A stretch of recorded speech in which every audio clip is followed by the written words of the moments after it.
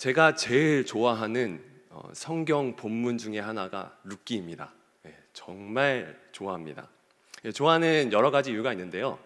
첫 번째는 룻과 보아스의 관계 때문입니다. 엄청난 로맨스가 펼쳐지거든요. 아가서와 이제 맞먹는 그런 시적인 표현들과 그 아름다운 로맨스가 펼쳐지게 되는데, 특히 이제 젊은 청년들에게 아주 큰 교훈을 주는, 그리고 또 도전을 주는 그런 내용이기도 합니다. 그런데 그거보다 더 이제 제가 좋아하는 내용이 뭐냐면요, 이 말씀이 굉장히 특출나게 하나님을 사랑하고, 그리고 또 하나님께서 부르시고 크게 사용받는 그런 사람들의 이야기가 아니라, 그냥 동네 아저씨, 아주머니, 옆집 할머니, 할아버지, 그리고 또 옆집 형, 누나, 동생, 이런 사람들이 이제 사는 모습이 담긴 어떤 그런 일상의 내용이 담겨 있는 그런 성경이기 때문이기도 해요. 그리고 또 이제 더 좋아하는 그 이유는요, 이 룻기서를 통해서 사람의 슬픔의 그 신앙이 이제 드러나게 되는데, 그게 또 우리 모두에게 굉장히 좋은 교훈을 줍니다. 큰 깨달음을 주죠. 그래서 오늘 이제 주시는 이제 말씀이 룻기서의 한 이제 전환점이 되는 말씀입니다. 슬픔이 가득하지만 이 전환점을 통해서 하나님께서 또 이제 다음 단계를 약속하시며 나아가게 되는 그런 은혜가 있는데요. 오늘 말씀 정말 귀중한 말씀입니다. 우리 함께 이 말씀을 보면서 귀한 교훈을 얻기를 간절히 소망합니다. 나오미는 자신을 붙쫓은 룻을 데리고 고향집인 이제 베들레헴으로 이제 돌아오게 됩니다. 그러자 베들레헴의 사람들이 나오미를 이제 알아보고 한 이야기가 있습니다. 19절에 보니까 온 성읍이 그들로 말미암아 떠들며 이르기를 이가 나오미냐 하는지라. 사람들이 이제 고향을 떠난 나오미를 보고 이제 놀란 겁니다. 그래서 떠들썩해졌습니다. 온 성읍이 난리가 났어요. 나오미가 왔대, 나오미가 왔대. 정말? 나오미가 왔어. 이런 일이 일어나게 된 거죠. 사무엘서 4장에 보면요, 언약궤가 이스라엘 진영으로 이제 들어오는 장면이 있는데요, 그때 사람들이 막 흥분하면서 막 기뻐 날뛰는 장면이 나옵니다. 그때 이 떠들다라고 하는 그런 단어가 쓰였거든요. 그러니까 이 베들레헴 사람들은 나오미가 오니까 너무 좀 기쁜 나머지 서로 이제 막 이야기를 하면서 나오미가 왔대, 나오미가 왔대. 이렇게 이제 기쁨 속에 이제 맞아들였던 것이죠. 그런데 나오미는 오늘 본문을 읽어서 알겠지만은 어떤 모습이에요? 하나도 기쁘지 않은 모습이죠. 잘 살려고 베들레헴에서 모압 땅으로 떠났습니다. 그런데 그곳에서 남편을 잃고 사랑하는 두 아들까지 잃고 돌아오게 되었어요. 그리고 게다가 늙어 아이를 낳을 수 없는 그런 비참한 상태까지 이른 상태입니다. 그러니까 떠나기 전보다 더 비참한 상태, 슬픔이 가득한 상태로 이제 돌아왔다라고 하는 거죠. 나오미는 금이 환영하고 싶었지 지금의 모습을 이제 보여주고 싶지 않았을 거예요. 여러분, 물론 우리가 이제 말씀을 보면 알겠지만, 지금까지 쭉 말씀을 봤었지만은 나오미가 이렇게 큰 어려움을 겪게 된 것은 하나님께서 약속하신 그런 고향 땅을 떠났기 때문에 이런 고난을 당한 걸 수도 있습니다. 그래서 언뜻 드는 생각은, 그래, 너 지금 슬퍼해도 라는 그런 생각이 들 수가 있어요. 그런데 오늘의 본문은요, 그런 시각에서 전혀 바라보면 안 됩니다. 우리가 이 나오미의 입장에서 한번 생각해 봤으면 좋겠어요. 여러분, 한번 생각해 보세요. 여러분의 가족이 이 땅에 흉년이 들어가지고, 아니면 막 지금 베네수엘라처럼 막 이렇게 인플레이션 되고 지금 터키 물가 막 장난 아니잖아요. 그런 상황이 됐어요. 그리고 막 전쟁이 막 가득해, 막 서로 싸워, 죽음이 가득해. 그러면 여러분 어떻게 하시겠습니까? 그 땅을 떠나려는 그런 마음이 당연히 들지 않을까요? 그죠? 여러분, 난민이 왜 생기는데요? 그 나라에서 먹고 살기 힘드니까 막 탈출을 하는 거잖아요. 여러분, 예전에, 지금은 이제 많이 안 그러는데 우리나라 보러 뭐라고 이야기했어요? 헬조선 막 그러지 않았나요? 그죠? 먹고 살기 힘들다고. 특히 젊은 사람들 결혼하기 힘든, 그리고 또 이제 일하고 먹고 살기 힘든, 집 하나 제대로 먹고 살기 힘든 그런 나라라고 우리가 알고 있었기 때문에 어디든 떠나고자 하는 그런 마음들이 있었잖아요. 그래서 습관처럼 이제 했던 말이 뭐냐면은 이민 가고 싶다. 어디 가고 싶다. 어디 가고 싶다. 예, 그렇게 이야기를 한 적이 있었잖아요. 그죠? 지금도 그러십니까? 예. 저는 뉴질랜드 가고 싶었거든요. 뭐 이유는 없어요. 그냥 거기 양들이 뛰어놀고 그냥 초목이 가득하니까 거기 가가지고 하면 뭔가 좀 웰빙을 살 수 있지 않을까라고 해가지고 뉴질랜드를 막 꿈꿨습니다. 예. 그러다가 뭐 또 바뀌기도 하고 뭐 그랬었는데, 어쨌든 이 나오미의 심정이 이런 심정인 거죠. 그러니까 이 나오미가 하나님의 땅이지만 먹고 살기 힘들어서 떠난 그 상황을 누가 뭐라고 하겠습니까? 그죠? 예. 우리라도 그런 선택을 할 수 있었다라고 하는 거예요. 그리고 또 여러분, 우리도 다른 사람들에게 다 잘 보이고 싶잖아요. 그런 마음 없으세요? 예. 우리 청년부 안에서 우리 지체들에게 정말 멋진 남자, 멋진 여자로 좀 보이고 싶은 그런 마음이 다 있잖아요. 요즘 기사를 하나 봤는데요. 부동산 중개업자의 한 이제 이야기가 담긴 어떤 기사였습니다. 부동산 중개업자에게 요즘 젊은 커플들이 많이 찾아온대요. 왜 많이 찾아오냐? 이 커플들이 와가지고 욕을 하는 게 뭐냐면요, 잘 꾸며진 인테리어가 있는 그런 큰 집을 보고 싶다라고 이야기를 한답니다. 그래가지고 그곳에 가서 집을 보는 척 하다가 마지막 코스가 뭐냐? 그 커플들이 이쁜 그 집의 배경을 두고서 이제 셀카를 찍는 겁니다. 차카차카 찍고서 바로 인스타에 올린다는 거예요. 그러면은 집을 사냐 안 사냐? 안 삽니다. 그냥 SNS에 올려놓고 나 여기 왔다? 또는 이제 속이는 거죠. 나 이 집에서 산다, 막 이런 식으로. 여러분, 그 기사를 들으면서 제가 어떤 생각이 들었냐면요, 첫 번째는 저렇게까지 해야 되나라는 생각이 들었어요. 그죠? 여러분들도 그러시지 않습니까? 저렇게까지 해서 저렇게 남들에게 잘 보이고 싶나라는 생각이 들지도 모르겠는데, 그런데 한편으로 또 생각하면은 평생 벌어도 살 수 없는 그런 집에 가서 어떻게든 자신을 드러내고 싶어서 사진 찍어 올리는 그 상황, 그 젊은이들의 그 아픔이 좀 이제 많이 느껴지더라고요. 그리고 최근에 한 연예인이 명품을 이제 소개하는 어떤 그런 유튜브로 이제 활동을 하다가 이제 방송가에서 막 이제 활동하기 시작했는데, 그게 다 이제 짝퉁이었다라는 이제 논란이 벌어진 그런 기사를 또 이제 본 적도 있습니다. 그래서 이제 각 커뮤니티 게시판마다 이게 핫글이에요. 핫글로 다 올라갔습니다. 그래서 사람들이 반응이 다 뭐냐? 비판 일색입니다. 물론 남들을 속여서 이제 짝퉁을 가지고서 이제 명품을 소개하면서 돈을 벌었기 때문에 비난을 받아야 되면 이제 마땅한 것 같아요. 그런데 또 여러분, 한편으로 이제 생각을 해보면은 오죽하면 저랬을까라는 생각도 저는 들거든요. 왜냐하면은 저도 옛날에 짝퉁을 한번 사봤었습니다. 근데 제가 명품을 산 건 아니고요. 혹시 여러분 배드보이라고 아십니까? 아마 이제 30대 넘으신 아마 이제 뭐 40대 거의 가까우시는 분들 아실 텐데, 그 브랜드가 이게 눈이 이렇게 쭉 찢어지는 이런 모양을 하고 있어요.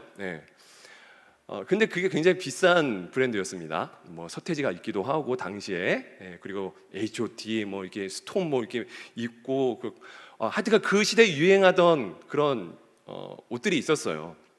제가 너무 이제 가난하니까 당시에, 그래서 좀 남들에게 밉보이고 싶지 않아가지고 동대문에 가가지고 그 짝퉁들을 열심히 구입했습니다.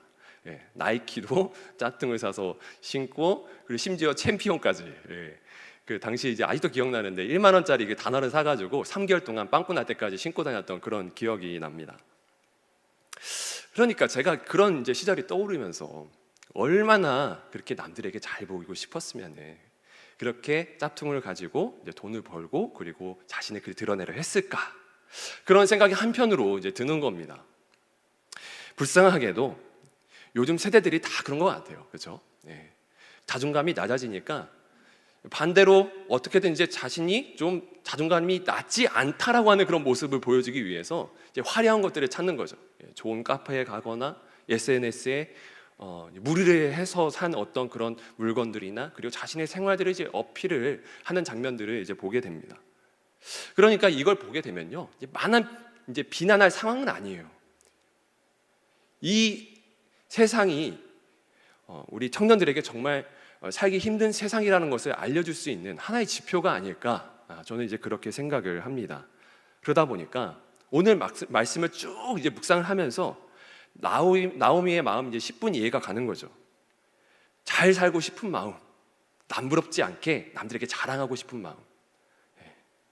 하지만 찾아온 아픔 때문에 낮아진 그런 자존감들. 그래서 여러분, 우리가 이 말씀을 보면서 깨달아야 될 이제 첫 번째 사실이 바로 그겁니다. 우리는 아픔을 가지고 있는 사람들에게 먼저 칼을 휘두르는 것이 아니라 먼저 그들을 이해하려는 그런 모습을 가지면 좋겠다라는 거예요. 우리는 아픈 사람에게 찾아가서 너무나 쉽게 그 아픔을 잊으라고 하죠. 그죠? 아니면 너무 쉽게, 야, 너가 지금 아픈 이유는 죄를 지었기 때문에 하나님께서 회개하라고 하시는 거야 라고 이렇게 쉽게 이야기할 때가 많습니다. 제가 어렸을 때 어머니께 가장 많이 듣던 거였거든요. 성적이 떨어지거나 아니면 몸이 아프거나 그러면은 너 죄 지어서 그렇다고 뭐 회개하라고 해가지고 기도 끌고 가가지고 2-3시간 동안 기도시키고, 그거 6살, 7살짜리 된 애기를 그래서 제가 이 자리에 있지 않나 싶기도 한데, 어쨌든 그렇습니다. 여러분, 예수님께서 고통당하는 사람들을 찾아가셔서 하셨던 일이 뭔지를 한번 보셔야 돼요. 예수님의 그 거룩의 가치로 보면요, 세상 사람들이 짓는 이 모든 죄들이요 다 죄 때문에 오는 거예요. 그죠? 원래 사실은 그렇게 되면은. 그런데 예수님께서 어떻게 하시죠? 그 기준을 낮춰서 먼저 정죄하지 않으십니다. 정죄하지 않으시고 가셔서 고쳐주시고 알려주시고 죄를 용서해 주셔서 새 삶을 살 수 있도록 도와주시죠. 그렇죠?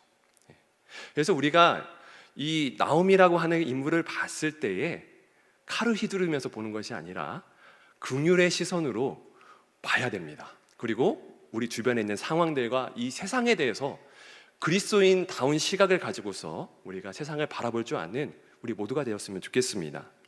그리고 계속 이제 말씀 보도록 할게요. 나오미가 그런 상황에 있으니까 이제 괴로움 속에서 이제 고백을 합니다. 20절 하반절에 보니까 전능자가 나를 괴롭게 하셨거늘 너희가 어찌 나를 나오미라 부르느냐 하니라. 나오미는 기쁨이란 뜻이고, 이제 또 이제 나중에 보게 되면 마라라고 하는 그런 이름이 나오는데, 자기를 마라라고 부르라고 하는데 이게 쓰다라고 하는 뜻입니다. 어쨌든 나오미가 오르바 룻을 돌려보내기로 마음을 먹고 이야기했을 때도 이렇게 이야기를 합니다. 13절 하반절에 보니까 여호와의 손이 나를 치셨으므로 나는 너희로 말미암아 더욱 이제 마음이 쓰도다라고 이야기를 합니다. 그러니까 이것을 통해서 우리가 알 수 있는 사실이 뭔지 아세요? 나오미는 하나님께로부터 상처를 받았어요. 하나님께서 나오미를 상처 입혔다라는 겁니다. 흉년에 남편이 죽었어요. 게다가 2 아들까지 함께 죽었습니다. 한 번에 엄청난 슬픔이 찾아왔어요. 이거는 어느 누군가의 개입과 섭리가 아니면 일어날 수 없는 엄청난 아픔이 찾아오게 된 겁니다. 그리고 나오미는 알고 있는 거예요. 이 모든 재앙의 원인이 어디서부터 왔다? 하나님으로부터 왔다라고 이야기를 하고 있어요. 그러니까 이런 심정인 거죠. 하나님은 어떻게 이럴 수 있습니까? 어떻게 나를 이렇게 상처 입히고 힘들게 합니까?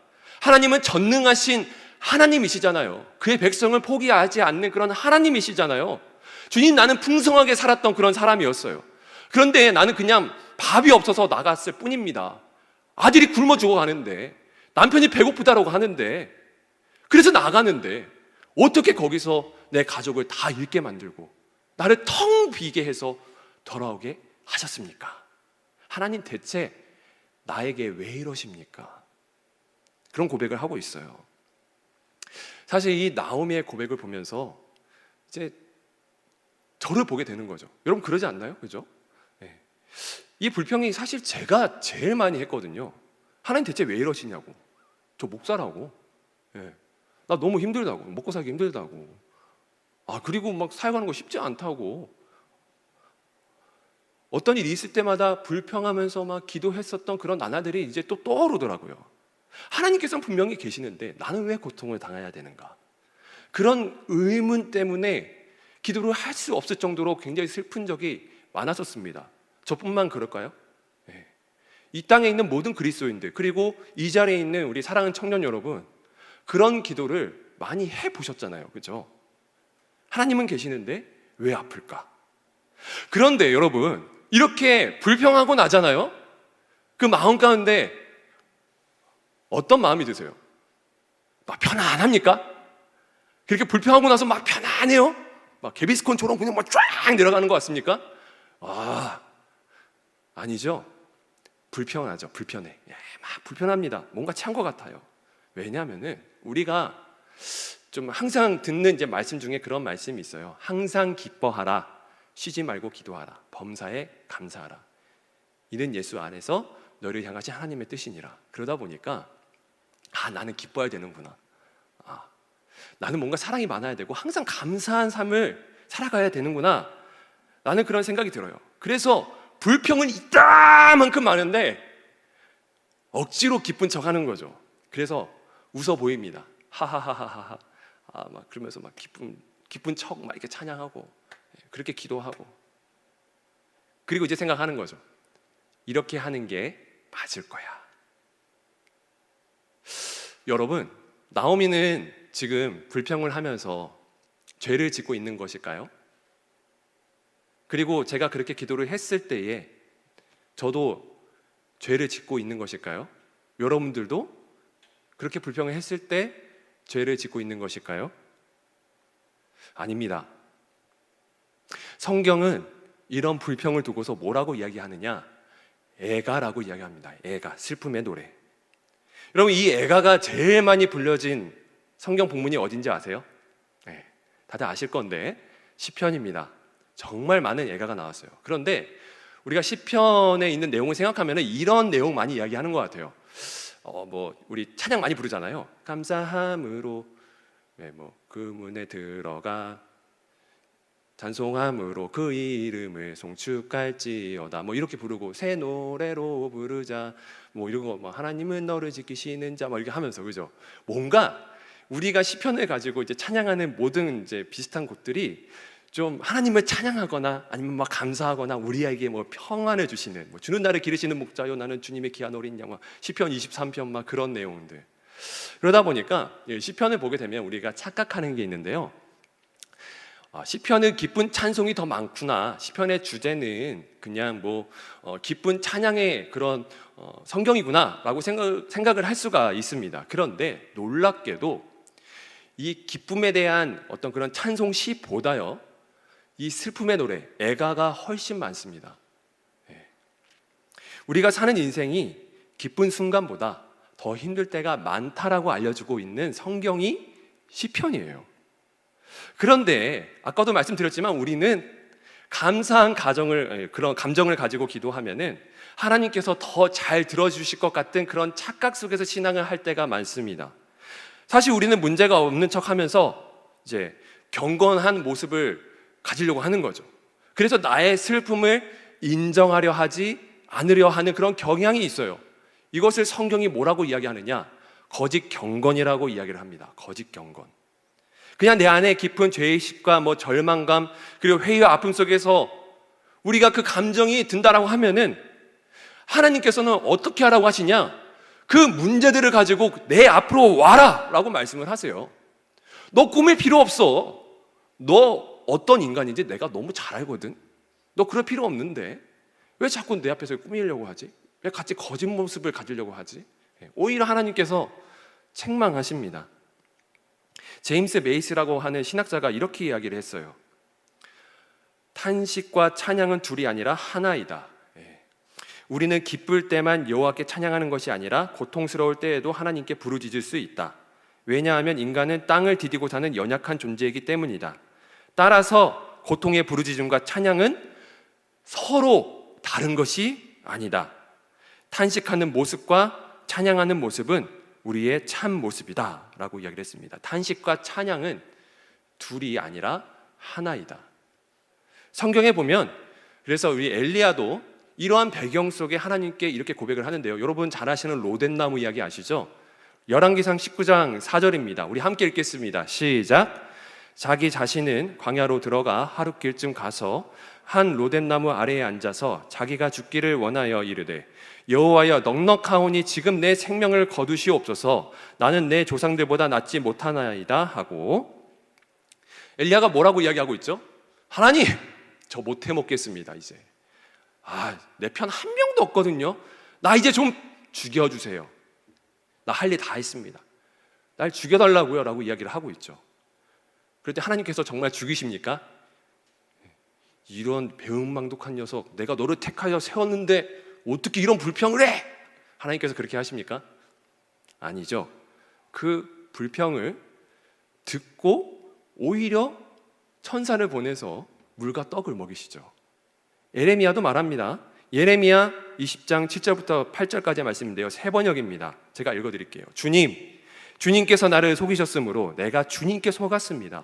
주님께서는 나보다 더 강하셔서 나를 이기셨으므로 내가 조롱거리가 되니 사람들이 날마다 나를 조롱합니다.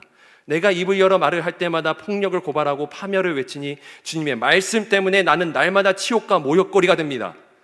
하나님께서 자기를 선택하셨기 때문에 억지로 하나님의 말씀을 막 증거하게 되는데, 그런데 그것 때문에 많은 사람들의 모욕과 멸시를 당하고 있다라고 불평하고 있어요. 그런데 예레미야가 이렇게 말했을 때 하나님께서 똑같이 건반직 놈이라고 이야기하시면서 선지자직에서 내려오게 하시고 죽게 하시고 그렇게 하셨습니까? 아니죠.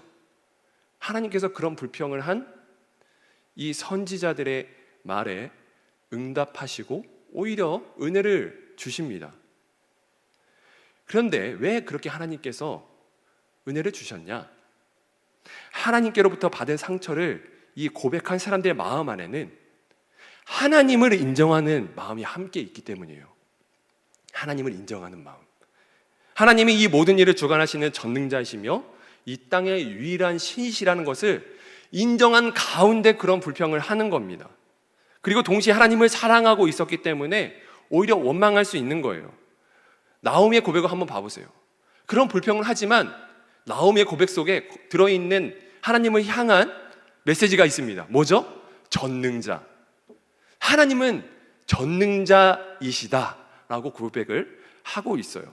그러니까 자신의 아픔과 모든 상황이 이 하나님이라고 하는 전능자를 통해서 왔다는 겁니다. 악한 신, 그리고 어떤 능력 없는 나를 해하려 하는 어떤 마귀 같은 세력에서 온 것이 아니라 하나님께서 자기를 아프게 하셨다는 거예요.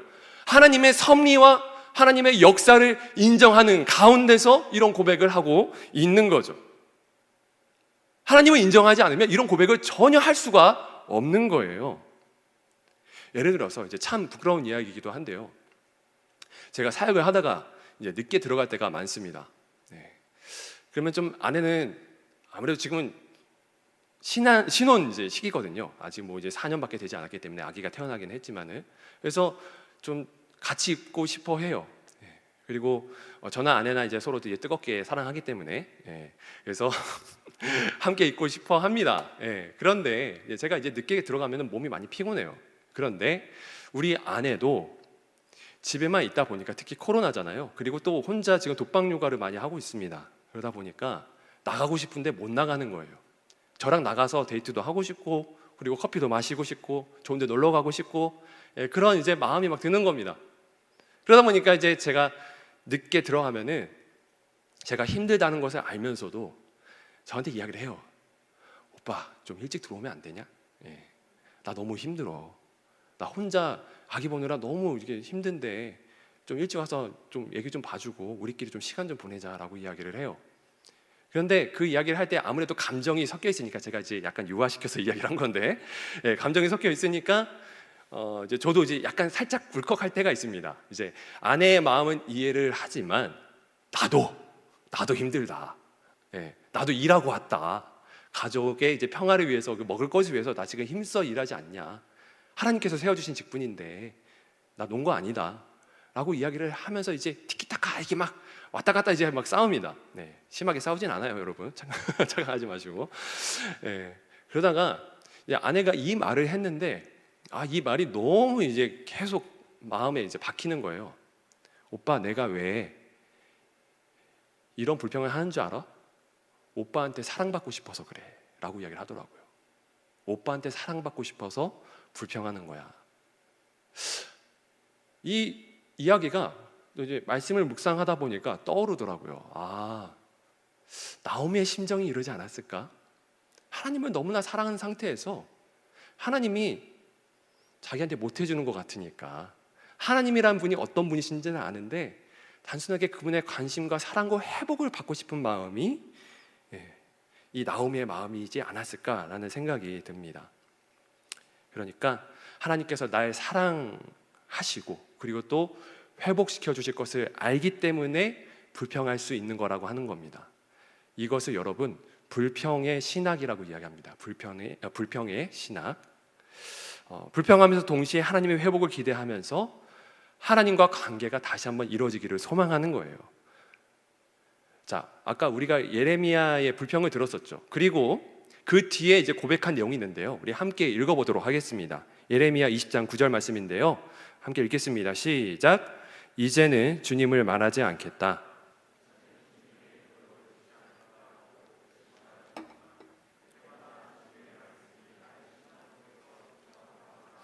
뼛속에까지 타들어가니 나는 견디다 못해 그만 항복하고 말입니다. 그 마음 가운데 불평이 있거든요. 분명히 주님을 향한 불평이. 그런데 그 상태에서 이상하게 하나님께서 말씀을 계속 던져주시는데 그걸 전하라고 하시는데 불평이 있지만 그것 때문에 가슴이 뜨겁대요.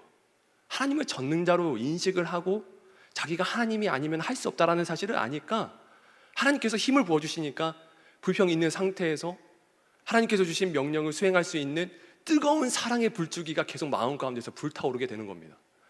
그리고 나서 이 20장이 전환점이 돼요, 여러분. 예레미야 20장이. 그리고 나서 이제 불평이란 어떤 그런 기도보다 하나님의 전능자의 성품을 노래하고 그리고 하나님께서 말씀하고자 하시는 대로 심판을 노래하는 그런 예레미야의 모습이 쭉 펼쳐집니다. 여러분, 불평의 마음이 있어도 하나님을 사랑하는 마음, 하나님과 함께하고자 하는 마음, 그 마음을 잊어버리면 안 됩니다. 욥도 자신의 처와 모든 가족과 가진 것을 다 잃고도 이렇게 고백을 하죠. 욥기 1장 21절입니다. 이르되 내가 모태에서 알몸으로 나왔은즉 또한 알몸이 그리로 돌아가올지라 주신 이도 여호와시요 거두신 이도 여호와시오니 여호와의 이름이 찬송을 받으실지니이다 하고. 아멘. 고통 가운데서 하나님의 섭리와 주권을 인정하고 있습니다. 고통이 왜 온지는 몰라요. 우리 의문 아닙니까? 잘 살고 있는데 신앙생활 잘하고 있는 것 같은데 특히 욥도 의인이라 불리던 사람이었는데 이 고난이 왔어요. 알 수 없는 고난이. 이 고통과 고난, 이 하나님의 섭리는 우리가 함부로 예단할 수 없습니다. 왜 왔는지. 단지 믿는 자들에게 하나님께서 뭐라고 말씀하고 계시냐? 나는 전능자라고 이야기를 하세요. 그래서 여러분, 이 욥기 가장 큰 슬픔과 어려움을 당한 사람, 이 욥기서의 전능자라고 하는 표현이 전 성경의 반 이상이 여기서 이제 나옵니다. 하나님의 주권을 인정하며 슬픔을 안고 걸어가는 것, 그것이 중요하다고 하는 거죠. 그래서 사랑하는 여러분, 슬픔과 고통이 많은 그런 삶을 살고 계시죠? 공부하면서 직장일 하면서 막 미래가 안 보이시죠? 그죠? 그리고 그 가운데서 아픈 환경을 막 허락하시는 하나님 때문에 하나님이 정말 원망스러운 적이 한두 번이 아닐 겁니다. 정말 많이 하나님이 많이 원망스러웠을 거예요. 그죠? 그런데 그럼에도 불구하고 여러분이 지금 이 자리에 앉아 있어요. 이게 뭐죠? 여러분들이 그 슬픔을 가지고서 어떻게든 하나님을 찾겠다는 그 애가의 마음을 가지고 그 불평의 신학을 가지고서 하나님과 동행하려 하는 그런 마음이 여러분들에게 있는 겁니다. 하나님께서 지금 붙잡고 계신 거예요. 그래서 여러분 그 마음 그대로 나아가시면 됩니다. 여러분도 아시잖아요. 고통과 고난 가운데 있는 나의 삶을 해결할 분은 하나님밖에 없구나라는 사실을 아시잖아요. 그리고 하나님께서는 우리에게 슬퍼하며 애통하는 시간을 주셔서 하나님의 뜻을 주시고 하나님께 돌아올 수 있는 은혜를 주십니다.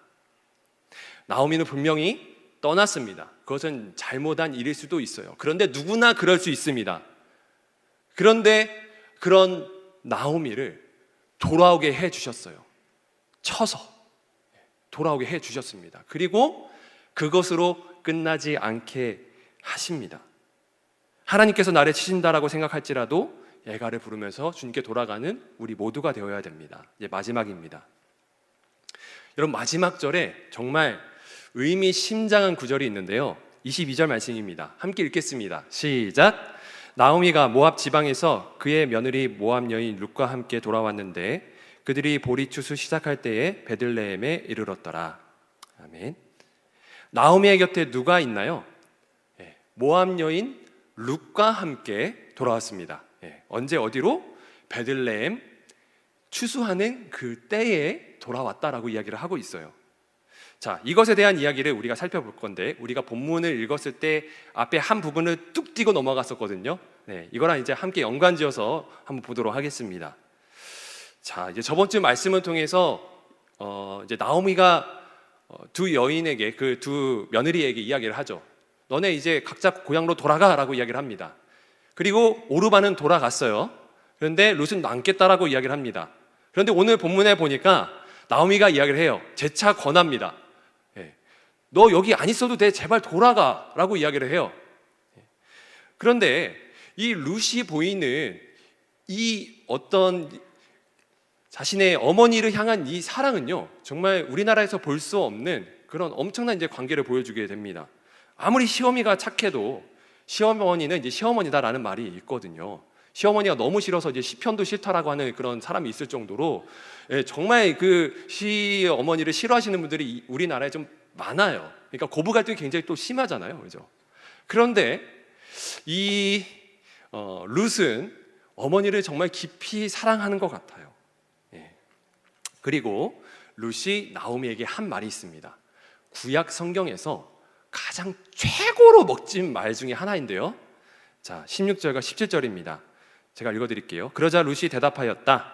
나더러 어머님 곁을 떠나라거나 어머님을 뒤따르지 말고 돌아가라고는 강요하지 마십시오. 어머님이 가시는 곳에 나도 가고 어머님이 머무르시는 곳에 나도 머무르겠습니다. 어머님의 결례가 내 결례이고 어머님의 하나님이 내 하나님입니다. 어머님이 숨을 거두시는 곳에서 나도 죽고 그곳에 나도 묻히겠습니다. 죽음이 어머님과 나를 떼어놓기 전에 내가 어머님을 떠난다면 주님께서 나에게 벌을 내리시고 또 더 내리신다 하여도 달게 받겠습니다. 룻이 뭐라고 이야기를 하죠? 줄여서 내가 죽는 일 외에 어머니를 떠나면 나는 죽게 될 것입니다. 그리고 자신의 조국을 버리고 이스라엘 땅으로 가서 하나님을 섬기겠다라고 이제 선언을 하고 있어요. 그래서 이것을 보고서 필리스 트라이블이라고 하는 신학자가 이렇게 이야기를 합니다. 문화적 관점으로 볼 때 룻은 생명보다는 죽음을 택한 것이다. 룻은 식구의 연대감을 포기하고 종교까지도 거부하였다. 이스라엘 전체 역사 가운데 오직 아브라함만이 룻과 맞먹을 수 있을 것이다. 대단하지 않습니까? 이 룻의 헌신의 이 대답이 아브라함과 맞먹는 그런 헌신과 다짐이었다라는 사실이죠. 여러분, 우리가 아브라함을 높게 사는 거는 아브라함이 친척과 아비집을 떠나서 하나님만 섬겼기 때문에 우리가 이 믿음의 조상이라고 부르지 않습니까? 그런데 여러분 아시죠? 이 룻도 그 믿음의 조상의 계보에 들어가게 된다는 사실. 이 룻이 이 다짐을 하지 않고 그냥 고향 땅으로 돌아갔으면은 다윗의 계보, 예수님의 계보 안 이루어졌을 수도 있어요. 그만큼 중요한 인물이라고 하는 거죠. 자, 이렇게 죽음을 각오하고 하나님과 시어머니를 한 선택, 이것이 바로 죽음을 각오한 충성이라고 이야기를 합니다. 이것이 룻기서의 전체 주제예요. 죽음을 각오한 충성, 헤세드, 인애라는 겁니다. 이제 2장, 3장, 4장을 보면서 이 개념이 계속 나올 겁니다. 여러분, 그리고 히브리어로 오늘 이 죽음을 각오하고 맹세한 이 표현은요, 고대 사회에서 자기 저주의 맹세라고 불리우는 대목입니다. 자기를 저주하면서까지 반드시 그 명령을, 자신의 다짐을 지키겠다라고 하는 그런 맹세래요. 룻은 안 그래도 될 사람에게 자기의 충성을 다해서 그 노모를 보살피고자 합니다. 여러분, 그런데 문제가 있습니다. 룻이 국적이 별로 안 좋아요. 모압 여인이에요. 신명기에 의하면 모압 여인은 이스라엘의 절대 회중에 들어올 수 없습니다. 율법이 그랬어요. 이 모압은 율법에 의하면은 구원받을 수 없는 저주받은 민족이에요. 그리고 이스라엘 사람들이 싫어하는 사람이기도 합니다. 그리고 젊다라고 하지만 과부예요. 그리고 여자예요. 이 세상에서 가장 소외된 사람, 아무 일도 할 수 없는, 기대감이 1도 없는 사람이 바로 룻이라고 하는 겁니다. 그러니까 사실 룻이 나오미를 따라온다 한들 뭐 도움이 되겠습니까, 여러분? 사실 사회적으로 별로 도움이 안 됐을 것 같아요. 실제로 나오미도 그것을 알고 있었을 겁니다. 왜냐하면은 여러분 나오미가 자기를 말하라고 이야기를 하고 나는 텅 빈 사람이다라고 고백을 하거든요. 그런데 분명히 자기 옆에 룻이 있었어요. 죽음으로 충성하겠다고 따라온 룻이 있었다라고요. 그런데 자기를 텅 비었다라고 이야기를 해요. 그러니까 룻은 사실 어떻게 보면은 나오미에게 별 도움이 안 되었을 그런 사람일 수도 있었다라는 거죠. 우리가 또 이 사실을 보면서 깨달을 수 있는 사실이 뭔지 아십니까? 우리가 슬픔에 빠져 있을 때 나를 도와주고자 하는 그 사람들이 보이지 않아요. 나도 슬픔과 어려움에 빠져 있을 때 이 나오미처럼 자기 연민에 더 깊이 내려앉는 그런 모습이 있지 않나 생각이 듭니다. 아무리 옆에서 위로를 한다 하고 말을 걸어주고 기도해 줄게 해도 하나도 위로가 안 되는 그런 생각이 들 때가 있어요. 그냥 이해받기만 원하고 나의 사정만 알아줬으면 좋겠고 슬픔에 더 빠지고 싶고 그냥 혼자 있고 싶고 그런 거죠. 우리가 아픔이 있을 때 소모임에 가서 이제 이야기를 했을 때 그 위로를 막 해준다고 했는데 별로 이제 위로를 못 받는 것 같잖아요. 진짜 이제 위로를 해주는 사람은 전심을 다해서 위로를 해주고 있는데 그렇게 막 느끼지 못하는 거예요. 그런데 한 가지 정말 분명한 사실이 뭔지 아세요?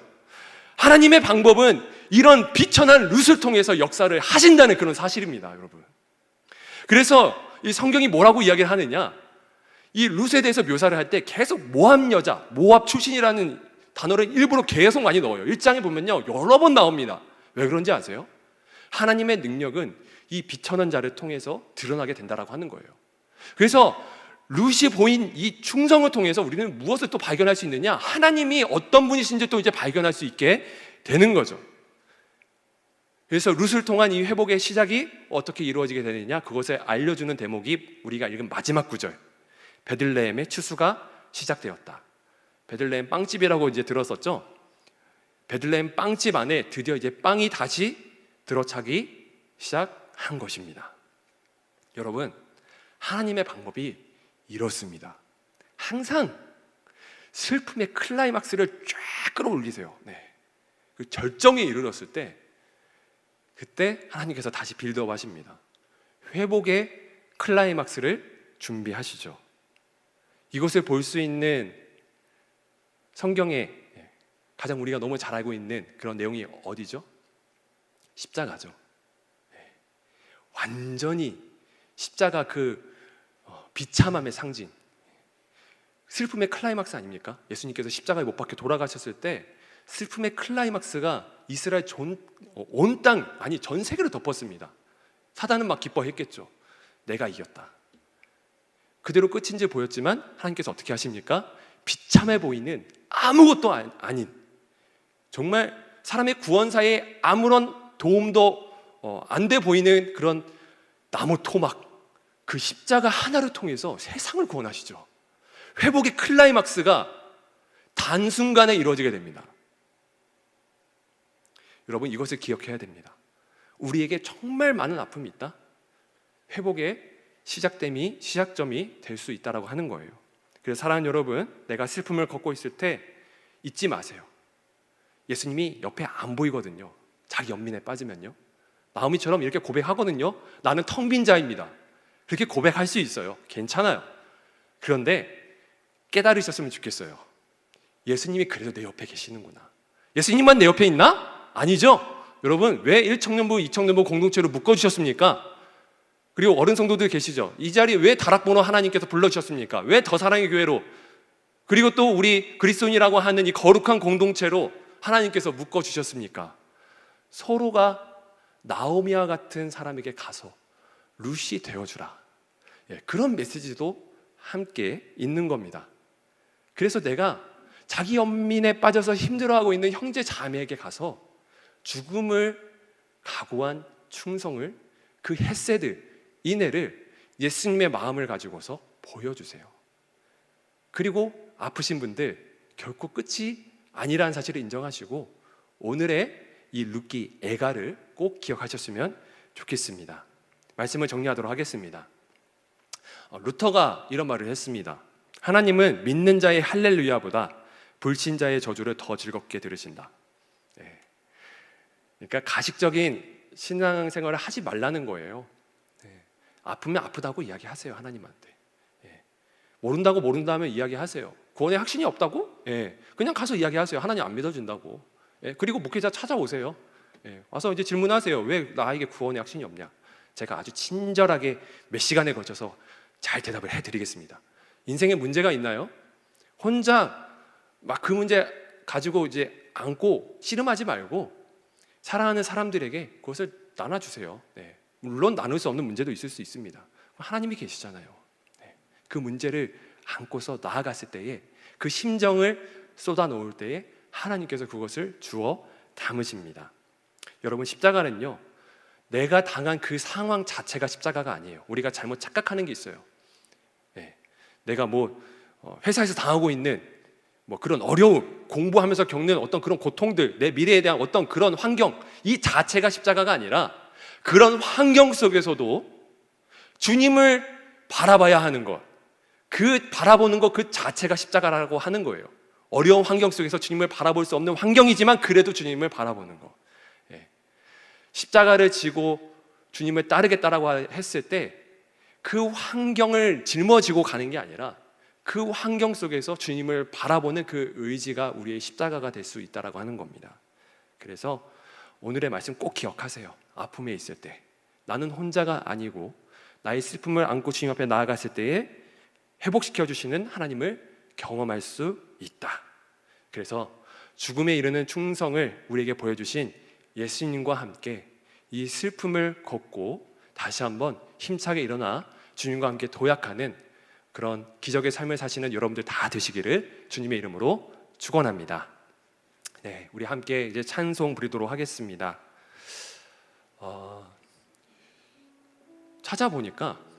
찬송을 찾다 보니까 정말 이 고통과 어려움에 대한 찬송이 참 많더라고요. 우리가 이 찬송 부를 때 정말 이제 자신의 삶을 정말 주님 앞에 모두 올려드리고 이제 찬송했으면 좋겠습니다. 수많은 노래가 있지만 우리가 부를 때 이 찬송만큼은 자신의 노래가 됐으면 좋겠어요. 주님을 향한 자신만의 애가. 그래서 주님께서는 이 마음의 고통을 안고 쏟아놓는 여러분들을 결코 외면하지 않으시고 누군가에게 룻이 되라고 말씀을 해주셔서 그 사람을 통해서 그리고 또 예수님을 통해서 우리를 회복시켜 주실 줄로 믿습니다. 우리 함께 고백하도록 하겠습니다.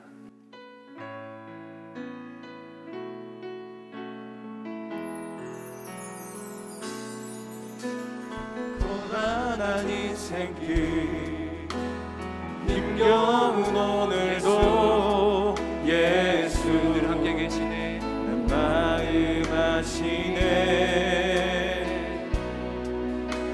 지나간 아픔도 마주할 세상도 예수 내 마음 아시네. 고백합시다. 고단한 인생길 힘겨운 오늘도 예수 내 마음 아시네. 지나간 아픔도 마주할 세상도 예수 내 마음 아시네.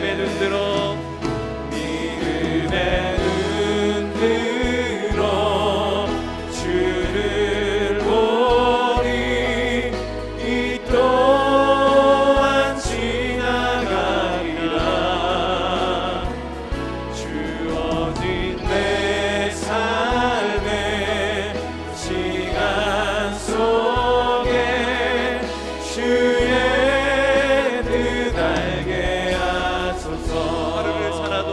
기쁨으로 가리. 하루를 살아도 기쁨으로 가리. 예수 늘 함께 하시네. 후회도 염려도 온전히 맡기리. 후회도 염려도 온전히 맡기리. 예수 늘 함께 2절 다시 한번 고백합니다. 하시네. 2절 고백합니다. 하루를 살아도 기쁨으로 가리. 예수 늘 함께 하시네. 나오미와 같이 고백합니다. 염려도 온전히 맡기리. 예수 늘 함께 하시네. 들어 주를 보리. 믿음의 눈 들어 주를 보리. 이 또한 지나가리라. 주어진 내 삶의 시간 속에 주의 뜻 다시 한번 고백합니다. 믿음의 눈 들어 주보리. 믿음의 눈 들어 주를 보리. 이 또한 지나가리라. 주어진 내 삶에 주어진 내 삶의 시간 속에 주의 다시 한번 우리 삶을 고백하시면서 간절함으로 고백합니다. 믿음의 눈 들어.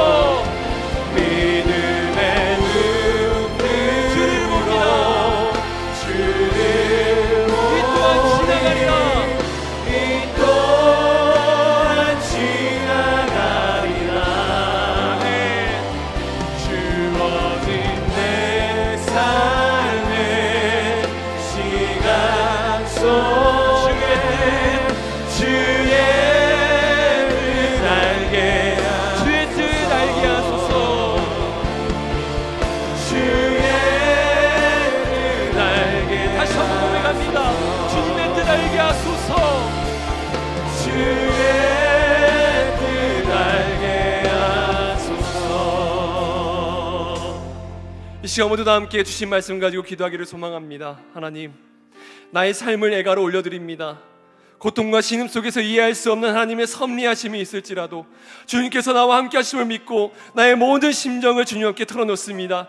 슬픔을 통하여서 전능하신 하나님을 더 사랑하며 느낄 수 있도록 인도하여 주시고 오히려 더 큰 회복의 은혜를 더해 주실 하나님을 믿는 믿음으로 살아갈 수 있는 우리의 모든 삶이 될 수 있도록 주님 인도하여 주시옵소서. 이 시간 모두 다 함께 주신 은혜들 놓고서 통구성으로 기도하며 나가도록 하겠습니다. 기도합니다.